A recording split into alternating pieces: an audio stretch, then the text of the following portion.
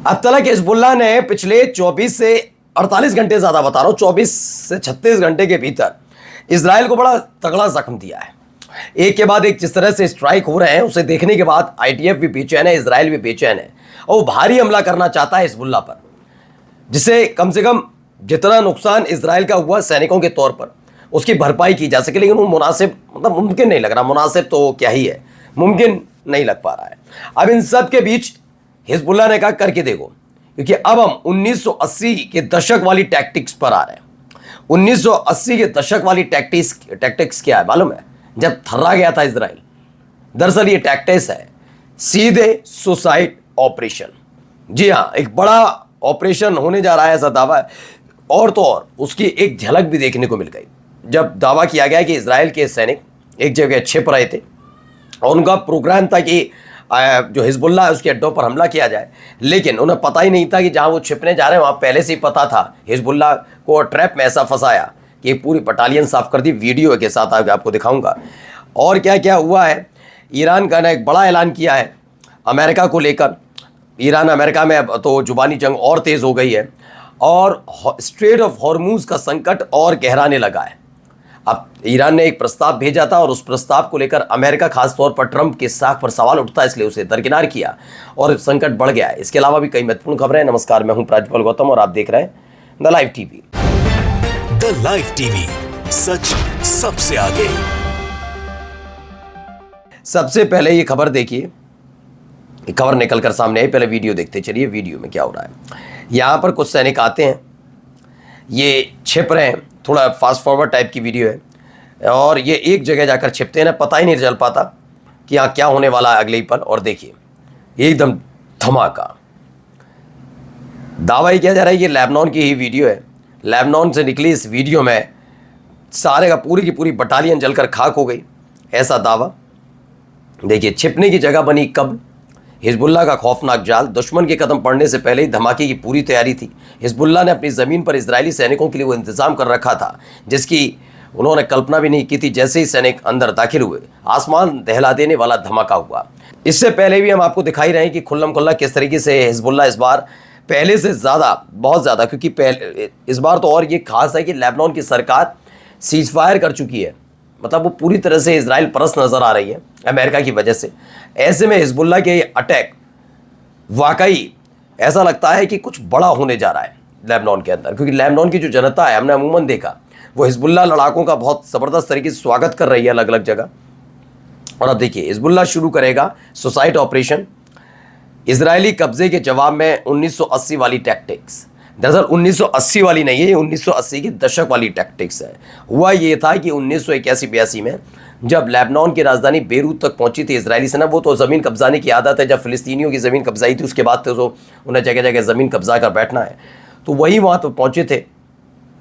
उसके बाद जब ये दोनों के बीच बातचीत हो गई थी, लेबनान और इसराइल के बीच, उसके बाद हिजबुल्लाह का जन्म हुआ था। और फिर उसके बाद हिजबुल्लाह ने जिस तरीके से इसराइलियों के पाँव लेबनान से उखाड़े थे, वो देखने लायक थे। अब देखिए यहाँ एक दावा, ईरान का बड़ा ऐलान, अब दूसरे देशों को देगा अपनी डिफेंस टेक्निक, अमेरिका को हराने का अनुभव भी साझा करेगा। दरअसल आपको शायद याद हो जब हमला हुआ और बहुत सारी चीज़ें हुई और एक एक करके जेट गिर रहे थे, तब मैंने आपसे एक बात कही थी, इस युद्ध ने से किसने क्या खोया और क्या पाया। खोया तो देखिए सभी ने, ईरान ने भी खोया। ऐसा तो नहीं है कि ईरान को कोई नुकसान ही नहीं हुआ, नहीं यार कोई हुआ। लेकिन अमेरिका को सिर्फ रसद का, अपने सैनिकों का, बाकी पूरी दुनिया में थूथू होने का, इसका ही नहीं हुआ। अमेरिका को बहुत तगड़ा, मैं इजराइल से भी ज़्यादा नुकसान, बड़ा नुकसान अमेरिका का मानता हूँ। जब बताऊँ क्यों? क्योंकि अमेरिका की एक टेक्निक है कि वो दूसरों के देशों के युद्ध में घुसता है, उस युद्ध को इतना ज़्यादा भड़का देता है, हथियार दे के इतना भड़का देता है कि जो जिस पक्ष के साथ खड़ा होता है उसे लगता है कि अब हम युद्ध जीत जाएंगे, अमेरिका साथ है। लेकिन बीच में से वो निकल जाता है कि हमारे देश के लोग नाराज़ हैं, ये है वो है। फिर वो जिसके साथ खड़ा होता है वो देश पूछता है अब क्या करें, तो उन्होंने कहा हमसे हथियार ले लो, हम बीच में तो नहीं आ पाएंगे, हथियार लो। फिर वो हथियारों की सप्लाई करता है और माल बनाता रहता है। अमेरिका एक हथियार निर्यातक देश बनकर रह गया। लेकिन इस बार ईरान के साथ संघर्ष के दौरान उसके जेट गिरे, उसके रडार सिस्टम, उसके ड्रोन, उसकी बहुत, मतलब इतनी फजियत हुई कि दुनिया देख रही थी कि सस्ते हथियार खरीदो और मारक हो, सस्ते भी हो और मारक हो। हथियार का मतलब ही क्या होता है? हथियार कोई फूल तोड़ी ना ही किसी को फूल देने जा रहे हैं, हथियार होता ही इस्तेमाल दुश्मन देश पर मारने के लिए। तो उन्हें क्यों सस्ते चाहिए और मारक। तो अमेरिका के पास तो है नहीं, महंगे हैं, ऊपर से ईरान के हथियारों के सामने बौने साबित हो रहे हैं। वहीं मैंने कहा था कि ईरान के सामने दो बड़ी चीजें खुलकर सामने आ गई। एक तो वो हथियार निर्यातक देश बनेगा, ये क्लियर है, अमेरिका का पूरा तो बाजार नहीं खा सकता, लेकिन अच्छा खासा बाजार खा जाएगा ईरान। और दूसरा, स्ट्रेट ऑफ हॉर्मुज से उसकी अर्थव्यवस्था मजबूत हो जाएगी। अब देखिए, पहला वाला कर ही दिया उसने, बड़ा ऐलान कर दिया दूसरों देशों को, डिफेंस टेक्निक के बारे में बताई जा रहा है, अमेरिका को हराने का अनुभव साझा करेगा, तमाम चीज़ें। अब इन सब के बीच एक और खबर आई, हॉर्म्यूज एक आर्थिक न्यूक्लियर हथियार है। अमेरिका ईरान डील फिर फंसी। मार्क रूबियो को आरोप है कि ईरान तेल के जरिए दबाव बना रहा है। ईरान ने कहा पहले प्रतिबंध हटाओ, जंग खत्म करो, फिर बात होगी। बदले में हॉर्मुज खोलने का ऑफर दिया है।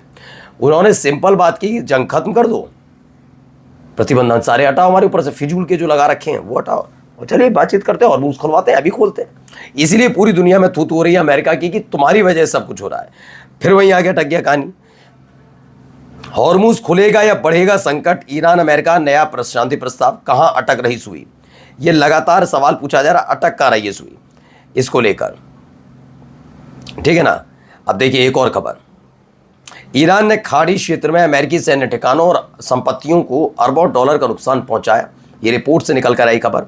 ईरान ने खाड़ी देश में सैन्य ठिकानों को निशाना बनाया, अरबों डॉलर की संपत्ति को नुकसान पहुंचाया। अपनी दादागिरी की वजह से अमेरिका इस पूरे संघर्ष में फंसा, ये हम भी जानते हैं, आप भी जानते हैं, और इसीलिए अमेरिका के नागरिक भी ट्रंप की इस हरकत से बेहद नाराज हैं, सबको पता है।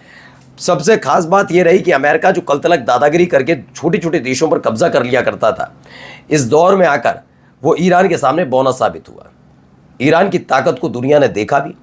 मैं ये नहीं कह रहा कि ईरान बॉस बनने की कोई, अगर बॉस बनेगा देखिए, किसी को ज़बरदस्ती ईरान भी दबाने निकलेगा तो मुंह की उनको भी खानी पड़ेगी, ये सबको पता है। आप देखिए, ऐसा नहीं कर सकते कि आप अत्याचार करेंगे, ये अमेरिका करता रहा, इसीलिए उसको मुंह की खानी पड़ी। उसको ज़बरदस्ती घमंड था कि मेरे हथियार, मेरे हथियार। इजराइल से युद्ध, हिजबुल्लाह बना बारूद। अब ये खबर क्या है, हिजबुल्लाह लगातार जिस तरह के अटैक कर रहा है इजराइल पर, खासतौर पर लेबनान में जिस तरह के हालात बन गए, उसने वाकई बहुत हालत ख़राब कर दी है। एक उम्मीद कभी किसी ने की नहीं थी, ख़ासतौर पर नेतन्याहू ने तो बिल्कुल नहीं की होगी कि ये सब चीज़ें इतनी ख़राब हो जाएंगी, और वह होती चली गई। अब जाते आते पहले ज़रा सुनिए क्या कह रही है। צה"ל צריך כל הזמן, גם כשהוא נלחם בעזה, להכין את עצמו למלחמה בלבנון, להיות ערוך להתפתחות של מערכה גדולה באיראן. היה חשש שלא יהיה לנו מספיק חימושים כדי לעצור את ברירת הטילים המדויקים האיראנים ושל החיזבאללה שיומטרו ברחבי מדינת ישראל.